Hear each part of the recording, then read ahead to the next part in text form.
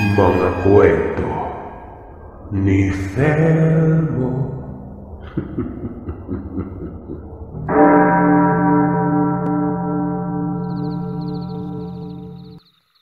Tawagin niyo na lamang po ako sa pangalang Brenda. Tubong Leyte. Isa sa mga mahihilig makinig ng mga kwentong kababalagan. Lalong-lalo na patungkol sa mga aswang. Ang pinakarason kung bakit ako mahilig makinig sa mga ganito, dahil ako mismo ay nakaranas ng ganitong klaseng kababalagan.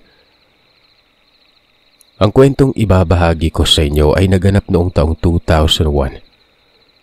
Ng mga panahong ito ay nagbakasyon kami ng kinakasama ko na itago niyo na lamang po sa pangalang Diego, sa kanilang lugar, sa probinsya ng Guimaras. Buntis ako ng 7 buwan nung kinukulit kong magbakasyon kami ni Diego sa lugar ng kanyang ina.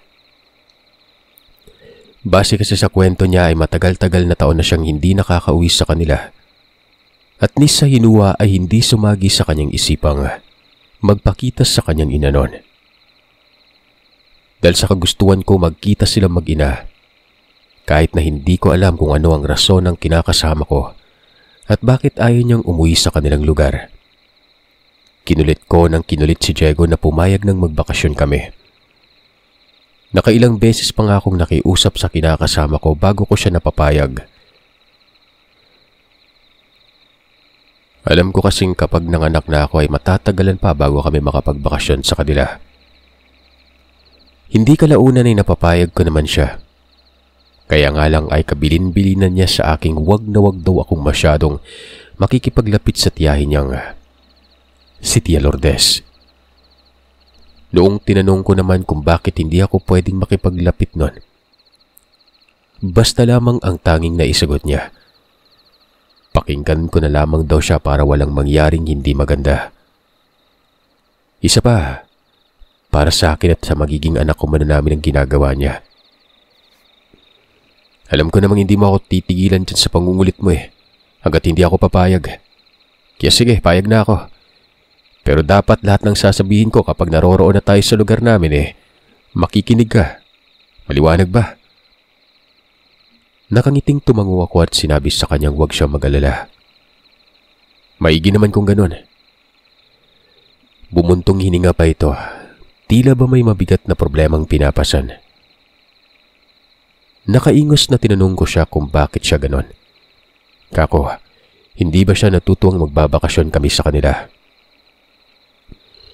Hindi naman sa hindi ako masaya, kaya nga lang. Huwag na nga lang. Kinulit-kulit ko na ituloy niya kung anong sasabihin. Hindi yung may pa misteryo pa siya noon.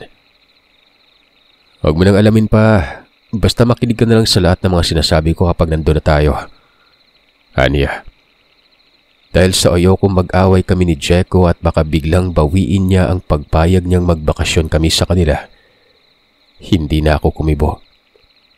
Sa halip ay pumunta na lamang ako sa kusina para mag-asikaso na makakain niya. Sa pagsapit nga ng araw ng pag-alis namin, ay walang paglagyan ng kagalakang naramdaman ko.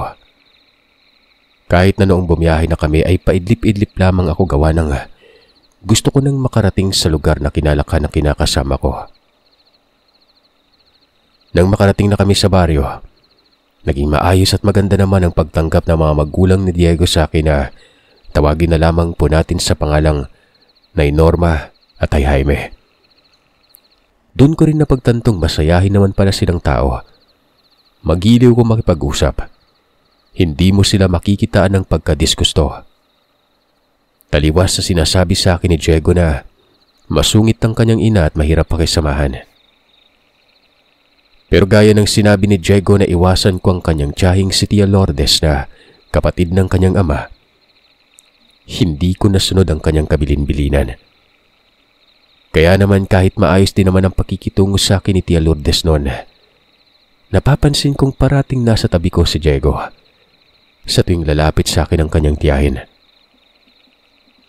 Kapag naman tinatangka nitong hahawakan ng tiyan ko ay mabilis na inilalayo't hinahatak ako ni Diego palayo ng bahagya kay Tia Lourdes.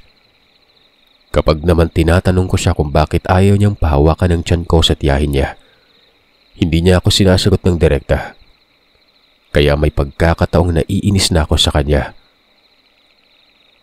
Pero ang mas ikinakunot ng noo ko nun at ikinapagtataka, pati sa kanyang ama, binabalaan niya kung kahit na ano pa man ang ibibigay sa aking pagkain ni Tatay Jaime, ay wag na wag ko din umanong tatanggapin. Kung tatanggap man ako ng pagkain o anong bagay, ayun ay tanging sa kanyang ina lamang. Pinilit kong intindihin at huwag mag-isip ng hindi maganda tungkol sa mga kinikilos ng kinakasama ko. Pero hindi ko mapigilan dahil kakaiba talaga ang kinikilos ng pamilya ni Diego. Para silang parang may itinatagong lihim ang pamilya niya. Maging ang kinakasama ko, pakiwari ko ay tila meron din siyang hindi sinasabi sa akin. Isang umaga, kasalukuyang nagkakape si Nay Norma kasama si Tia Lourdes nang madatnan ko sila sa kusina. Habang naglalakad ako papalapit sa kanila napansin kong seryoso silang nag-uusap at nakakunot pa ang mukha ni Nanay Norma noon. Nang makita niya naman ako, ay biglang nag-iba ang ekspresyon ng kanyang mukha at mabilis na kinalabit si Tia Lourdes. "Gising ka na pala, Iha. Teka, sandali lang at ipagtitimpla kita ng kape." Nakangiting wika sa akin ni Nay Norma at pinati niya ako ng magandang umaga't tumayo na para ipagtimpla niya ako. Sinabi ko naman ako na magtitimpla nun, na kaya ko naman. "Ano ka ba? Ako nang magtitimpla ng kape. Maupo ka na riyan at huwag nang makulit ang buntis." Saad niya. At iginiya ko paupo sa tabi kung saan siya nakapwesto. Hindi na nga ako nakapagsalita pa dahil sa mabilis nang kumuha ng tasa si Norma at ipinagtimpla niya na nga ako ng kape nun. Samantalang si Tia Lourdes naman ay nakatitig lamang sa akin. Pero kapag tinitingnan ko naman siya ay kaagad siyang mag-iiwas ng tingin na para bang iniiwasan niyang magtagpo ang paningin namin nun. Nahihiyaman akong maunang magsalita gawa ng makasungitan niya ako. Kaya't sa ibang bagay ko na lamang ibinaling ang pansin ko nun. "Kumusta ang tulong mo, Iha? Maayos naman ba?" tanong ni Tia Lourdes. Umuo naman ako nun. Ang ipinagbubuntis mo, kamusta?" tanong niya muli. At nakangisi na ito nang tingnan niya ako. Kinikilabutan ako sa ginawa niyang pagngisi. Kaya naman hindi ako kaagad nakasagot. "Ang ibig kong sabihin hindi ka ba nahihirapan sa pagbubuntis?" saad niya. "O nga naman, Iha. Alam mo kasi ang iilan sa mga nagbubuntis ay nahihirapan. Kaya tinatanong ng Tia Lourdes mo kung ayos ka lang ba o yung ipinagbubuntis mo." Sigundang sabi ni Nay Norma at para bang natataranta pa siya habang nagsasalita nun. Nang tingnan ko si Nay Norma ay nahuli ko siyang tumingin ng makahulugan kay Tia Lourdes na parang may signos siya rito at tanging sila lamang ang nagkakaintindihan. Sinabi ko namang wag silang mag-alala, na ayos ako at hindi naman ako nahihirapan. "Sige na, Iha, magkape ka na at may gagawin lamang ako." Nakangiting saad ni Tia Lourdes at aligaga na siyang tumayo nun. Nanatiling sinundan ko na lamang ng tingin si Tia hanggang sa makalabas na siya ng kusina. Kung hindi pa ako tinapik ni Norma at sinabihan akong inumin na ang kape at baka lumabig na ito. Maya-maya ay nagpaalam na rin ito gawa ng magwawalis pa daw siya sa labas ng bahay. Pero bago siya lumabas ng kusina noon ay binilinan niya ako na kung sakali mang magugutom ako, sabihin ko lamang umano. Tumango naman ako at ipinagpatuloy na nga ang pagkakape nun. Matapos makapagkape, tulog pa rin ang kinakasama ko. Lumabas na muna ako ng bahay at nagpaalam kay Nanay Norma na maglalakad-lakad na muna. Nang sa ganun, makapagpainit-init man lamang ako ng kahit panandalian. "Sige, Iha, Pasensya ka na at hindi kita masasamahan na. Magluluto pa kasi ako ng agahan eh. Tamang-tama para pagbalik mo'y kakain na tayo ng agahan. Wika niya. Maglalakad na sana ako palabas nang marinig kong magsalita si Nanay Norma. Huminto ako at nilingon siya. Huwag kang masyadong lumayo ha. Baka maligaw ka dyan sa dulo. Pasasamahan sana kita sa pamangkin ng asawa mo kaya lang hindi ko pa siya nakikita. Baka nasa bahay pa nila yung batang yon. Tumango ako at sinabi sa kanyang ako nalang mag-isa maglalakad-lakad. Hindi naman ako magtatagal. Tsaka dyan lang naman ako sa malapit. Babalik din naman ako kaagad. Sa pagdaan ng ilang sandali habang naglalakad noon, inabala ko ang sariling magtitingin-tingin sa mga nadadaanan. Makaraan ng ilang minuto ay masyado akong naaliw sa pagtitingin-tingin kaya naman hindi ko namalayan ng isang matandang babae sa gilid ng daan noon ang biglang humawak sa kamay ko at hinatak ako papalapit sa kanya. Gulat at nang hilakbot ako nang makita ko ang matanda. Dahil bukod sa may nakakasulasok na amoy na umaalingasaw sa katawan nito, ay nakamulagad pa ang mga mata at buhagag ang buhok na aakalain mong baliw. Kakaiba rin ang mga mata ng matanda gawa ng baliktad ang replika ko sa mga mata nito. Tinanong ko siya kung anong ginagawa niya. Gawa ng nasasaktan ako noon. Pilit kong inaalis ang kamay niyang nakahawak sa braso ko. Nagulat ako nang banggitin niya ang pangalan ng tiyahin ni Diego at ang mga magulang niya. Doon ka ba nanunuluyan ngayon? Sabihin mo sa akin. Sumagot ka. Hindi ako nakasagot sa tanong ng matanda. Gulat na gulat ako. Panandalian din akong natigalgal at hindi makagalaw sa ginawa ng matandang yon. Tinatanong kita kung doon ka nakatira. Nanlilisik na mga mata niya noon. Sunod-sunod na tumango ako at sinabing doon ako nanunuluyan. Narinig ko namang malakas na nagmura ang matanda at sinabihan akong hindi ko alam kung anong klaseng pamilya ang pinasukan ko. Napakalakas pa umano ng loob kong dalhin ang sarili sa bahay. Sa bahay ng mga aswang. Napatulala ako noon. Napatanong ako kung anong pinagsasasabi niya. Oo, aswang. Aswang ang pamilyang naninirahan sa bahay na tinutuluyan mo. Akmang magsasalita na sana ako nang biglang narinig ko ang boses ni Nanay Norma. Nang lingunin ko siya ay nakita kong nagmamadali itong maglakad papalapit sa akin. At malakas na sinita ang matandang parang baliw. Simang, bitawan mo yan. Hahambalusin kita nitong bitbit kong 2x2. Bulyaw ni Nanay Norma.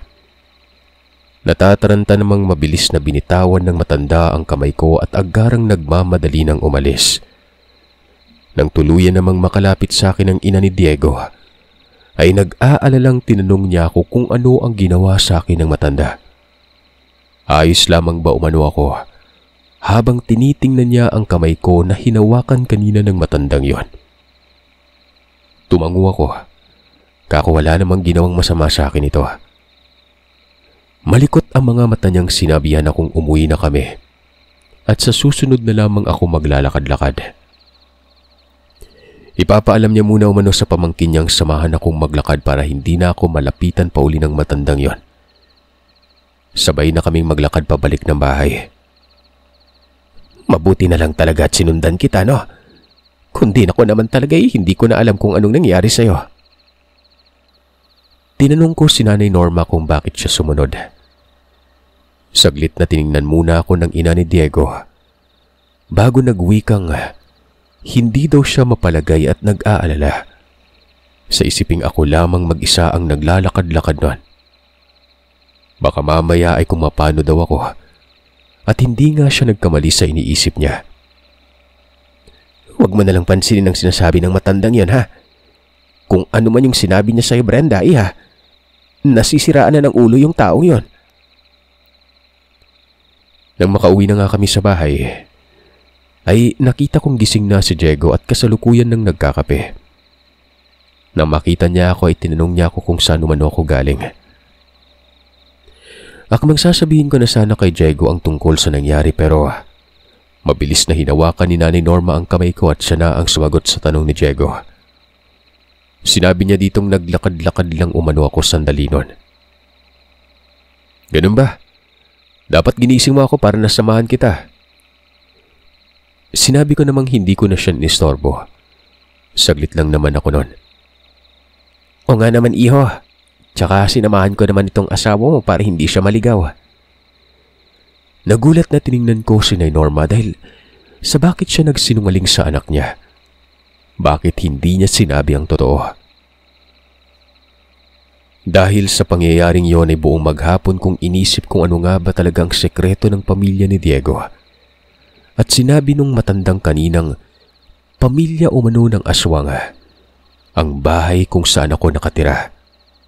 Diego, matanong ko lang, may dapat ba akong malaman tungkol sa pamilya mo?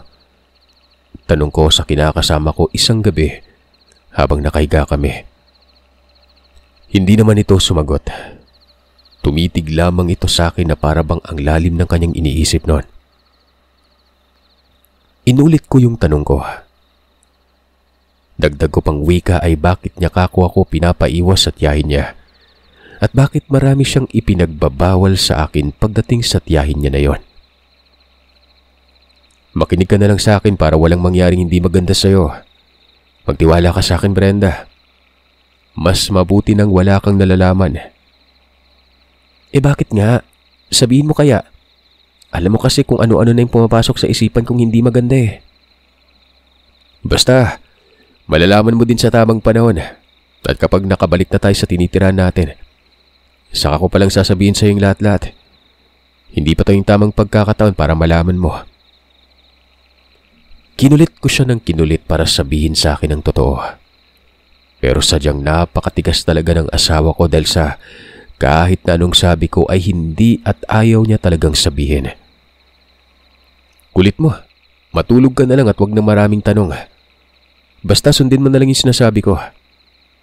Naiinis na inismiran ko siya gawa ng bakit pinagbabawalan niya ako makipaglapit sa pamilya niya. Lalong-lalo na sa tiyahin niya, di ba? Nakakahiya naman kung patuloy kong iiwasan ng mga taong naninirahan sa iisang bubong kung saan kami naroroon. Wala naman silang ipinapakitang pangit na pag-uugali.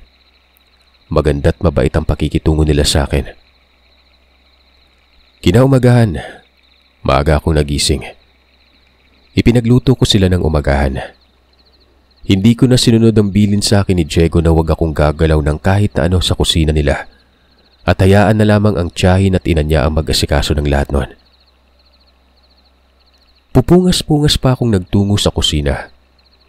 Tahimik pa ang buong paligid at tanging tilaok lang ng manok ang maririnig nun dahil medyo madilim pa. Sa tingin ko nga ay mag-aalas 5 pa lamang ng madaling araw na mga oras na yon. Nang tunguhin ko ang ref nila at buksan yon, ay napakunot no ako nang makita kong punong-puno ng karne ang ref nila. At ang iba sa mga yon ay tumatagas pa ang dugo mula sa laman. Napaatras din ako kaagad dahil sa nandiri ako sa nakita nun.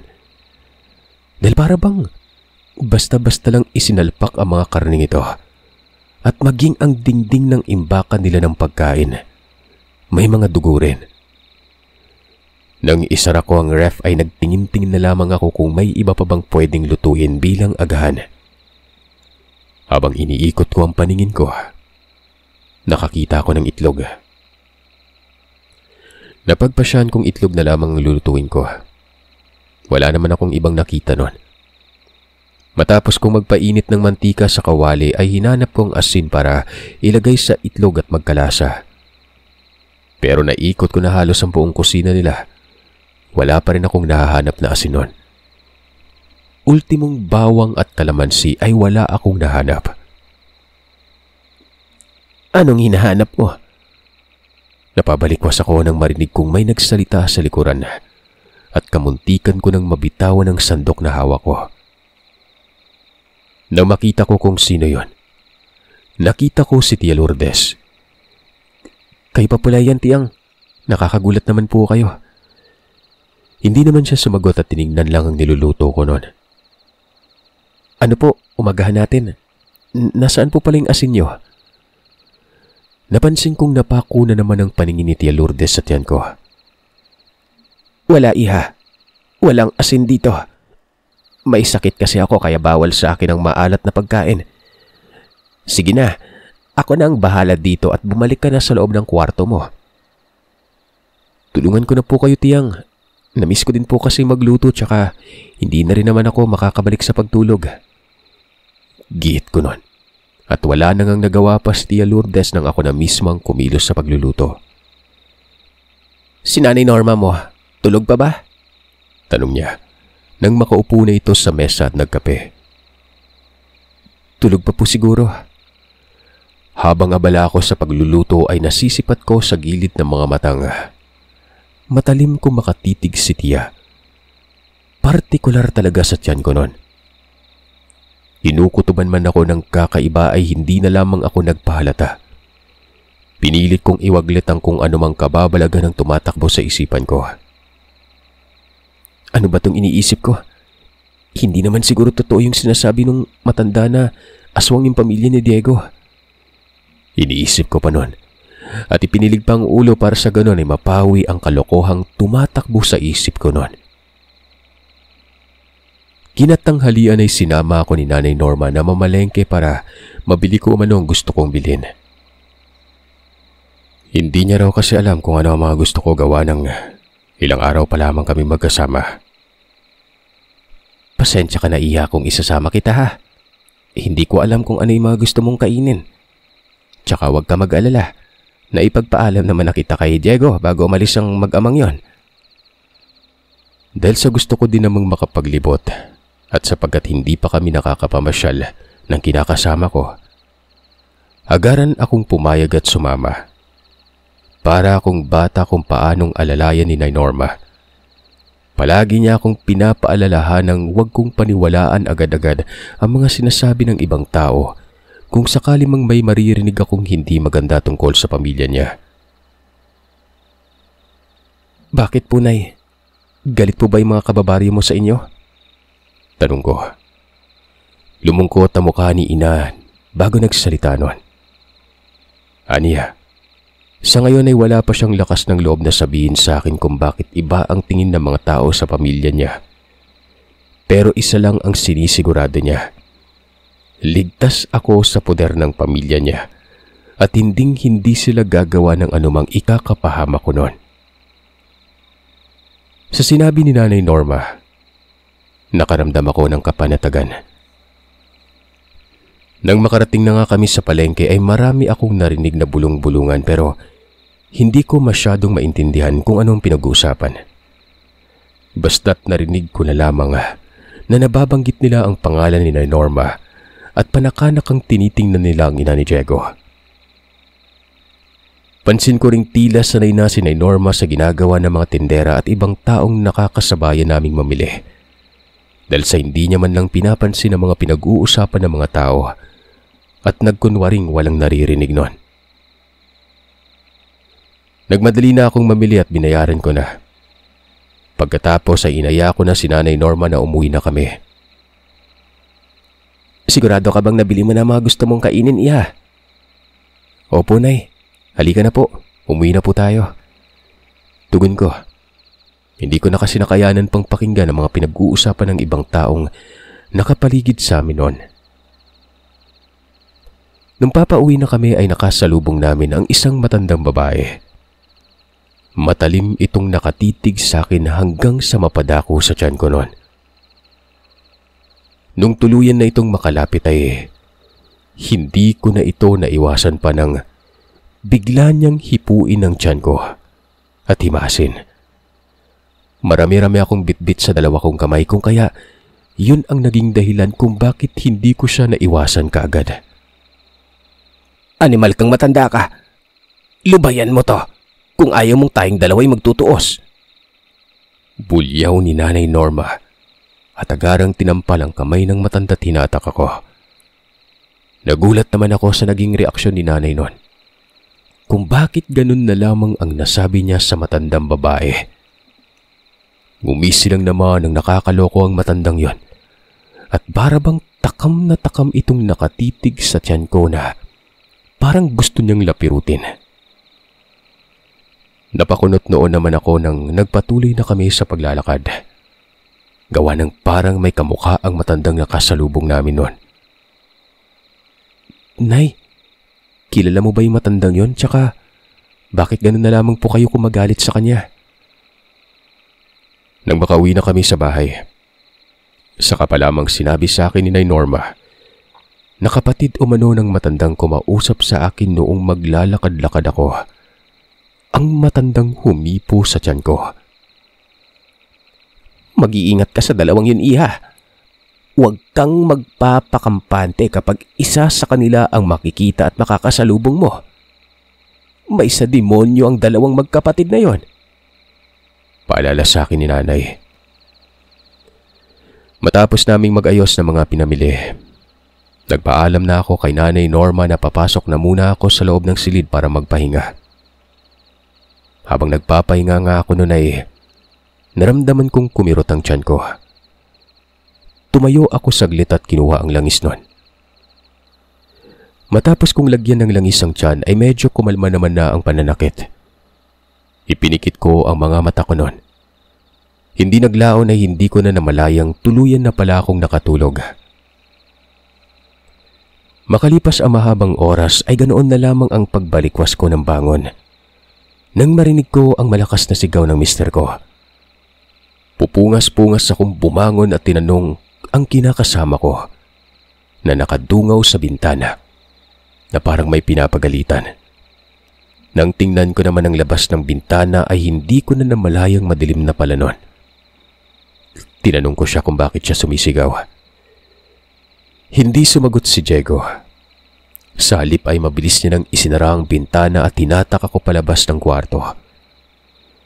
Nagulat naman ang mga magulang ni Diego nang makita kami noon. Anong nangyari sa'yo, anak? At ang lakas ng boses mo? Agara namang sinabi ni Diego sa kanyang inang, merong aswang umano na nagtatangkang pumasok sa loob ng silid namin. Gulat namang nagkatinginan na mag-asawa at nasambit muli ni Nanay Norma ang katagang aswang. Galit na galit namang nagmamadali nang lumabas si Diego ng bahay. Bitbit ang 2x2 na nakalagay sa gilid ng pintuan. Sumunod ang ama nito at pagkatapos ay narinig ko na lamang ang sigawan sa labas doon. Maya-maya pa ay lumabas na rin ang bahay si Tia Lourdes na nanlilisik ang mga mata. Noong mapag-alaman nitong may aswang ng kamuntikan na makapasok sa loob tulugan namin. Nag-aalala namang inaalalayan ako ni Nanay Norma. Pinaupo at tinanong kung may masakit ba sa akin noon. Kung masakit ba umano ang tiyan ko. Kinakabahan namang umiling-iling ako. At maya-maya pa ay nakarinig na ako ng napakahinang huni ng wakwak na para bang bumubulong na lamang yun sa tenga ko. Nangilabot talaga ako sa narinig ko noon. Nagtayuan ng mga balahibo ko at nanigas ako sa kinapepwestuhan. Kasunod ng paghuni ng wakwak ay nakarinig na rin kami ng malakas na mga pag-angil. Kaya naman kahit natakot ako, matapos marinig ang kakilakilabot na huni na yon, ay naglakas na ako ng loob na tumayo para sumilip sa bintana. Noon ngang makasilip na ako ay ganun na lamang ang kilabot na nararamdaman ko. Nang makita ko ang isang kahindik-hindik na kaganapan sa mismong bakuran ng bahay. Kahit hindi ko masyadong maaninagan ang labas noon gawa ng patay ang buwan sa kalangitan ng gabing ito, siguradong sigurado ako sa nakikita ko. Isang figura ng tao na animoy kawangis ng isang hayop na parabang pusang nagtataasan ng mga balahibo at dahan-dahang gumagalaw papunta sa isa pang nilalang na may nakakatakot ding anyo. Mabilis na nagdumugan ang dalawang nilalang samantalang ang kinakasama ko. Panay ang sigaw at inaakmang hahambalusin ang nilalang. Pero hindi ko alam kung alin sa dalawang yon ang nais niyang tamaan Nang tingnan ko ang tiyahin ni Diego, nakita kong tila ba may kung anong maliliit na balahibo ang tumutubo sa braso niya. Umaangil ito na para bang pusa't nagkikiskisan ang mga ngipin. Halo-halo na ang nararamdaman ko ng mga oras na yon. Pakiwari ko ay sinikmuraan ako sa lakas ng amoy na humampas sa aking ilong. Hindi ko na nakita pa mga sumunod na nangyari dahil agaran na akong pinaalis ni Norma mula sa pagkakasilip nun. Kaya naman tanging pag-angil at lagabugan na lamang ang siyang naririnig ko sa labas. Pilit naman akong pinapakalma ni nanay nang makita niyang nangangatog ang mga tuhod ko. Huwag ka mag-alala, iha. Hinding-hindi mapapahamak ang asawa mo. Hindi siya pababayaan ni Jaime. Tango na lang ang naging sagot ko. Tinakpan ko na lamang ang magkabilang tenga para hindi ko na marinig pa ang mga nakakakilabot na pagkatungal. Makaraan ng ilang sandali ay pumasok na sa loob ng bahay si Diego. Kagad ko namang sinalubong ito at tinanong kung ano ang nangyari. Ayos ka lang ba, Diego? Si Tatay Jaime, si Tia Lourdes, nasaan sila? Hinabol nila yung aswang na yon. Maiksing tugon niya at tinignan ng kanyang ina. Bukas na iaalis na kami dito. Hindi na sumagot ang ina ni Diego. Ni hindi ito makatingin sa amin. Sige anak, mas mabuti pa nga. Makaraan ng ilang minuto ay nakabalik na rin ang tiyahin at ama ni Diego. Kagad na nilapitan ni Norma ang asawa at iginawi sa upuan. Ano, nakilala mo ba yung aswang na gustong bumiktima sa magiging apo natin? Tumango si Tay Jaime at ikinuwento kung sino yon. Napakahayop ng matandang yon. Talagang sinusubukan nila ako. Huwag ka nang mag-alala, Norma. Napuruhan na namin yon at siguradong hindi na makakarating pang buhay ang animal na yon sa pamamahay niya. Sagot naman ni Tia Lourdes. Magkahalong gulat at hilakbot ang nararamdaman ko ng mga sandaling yon. Hindi ko lubos sa kalaing ang magkapatid na matanda pala ang aswang na nakasagupa ni Tay Jaime at Tia Lourdes. Nalaman ko ring totoong ang aswang si Tay Jaime at ang kapatid niya. Normal na tao si Nanay Norma at ayon kay Tatay Jaime, ni minsan ay hindi niya binalak na hawaan ito dahil sa ang gusto niya ay mamuhay ito ng normal. Maging ang anak niyang si Diego, ayaw niya maging katulad nilang dalawa ni Tia Lourdes. Alam kong natatakot ka sa nalaman mo, iha, pero huwag kang mag-alala. Hindi kami masama. Hindi kami masama ni tiya mo. Ang gusto lang namin na makisalamuha sa mga normal na tao at mamuhay ng payapa at tahimik. Sadyang may ibang mga aswang lang talaga ang gumagawa ng hindi maganda, kaya nadadamay pati ang mga namumuhay ng normal. May nahong wika ni Tatay Jaime habang ginagamot ni Nanay Norma. Kinabukasan pagkagising ko ay nakita kong nakaimpake ng mga gamit namin. Nang lumabas kami upang kumain ay naabutan namin ng mga magulang ng kinakasama ko at si Tia Lourdes sa pagkainan. Mataman kami nitong pinagmamasdan na parabang kanina pa kami hinahantay. Pagkaupo namin ay saka pa lamang nagumpisang magsalita si Tatay Jaime. Pinayuhan kami nitong mag-iingat palagi at mukhang matagal-tagal pa umano ang muli naming pagkikita. Nagpasalamat ako sa mga magulang ni Diego, maging kay Tia Lourdes. Kahit na nagdadalawang isip akong pagkatiwalaan sila, ay buong puso pa rin nila akong pinoprotektahan. Payapa na nga kaming nakaalis at hindi ko na alam pa kung ano ang mga sumunod na nangyari.